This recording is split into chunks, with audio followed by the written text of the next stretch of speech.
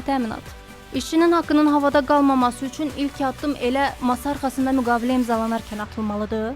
Əvvəlki qaydalarda bu sahədə boşluqlar vardı və praktikada əlavə işlər çox vaxt rəsmi sənədləşdirilmirdi. Yeni dəyişikliklər işə götürəni bu işləri rəsmiləşdirməyi və qanunla müəyyən edilmiş artırılmış tariflə ödəniş etməyə məcbur edir. Vacib məqam ondan ibarətdir ki, yeni dəyişikliklər mövcud əmək və kollektiv müqavilələrə avtomatik şamil olunur və yenidən müqavilə bağlanmasına ehtiyac yaranmır.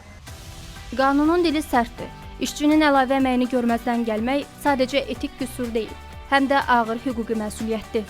İşçisini saatlarla işlədib qarşılığında təşəkkürlə kifayətlənən işə götürənləri artıq boş sirlər deyil, dolğun cərimə protokolları və məhkəmə zalları gözləyir.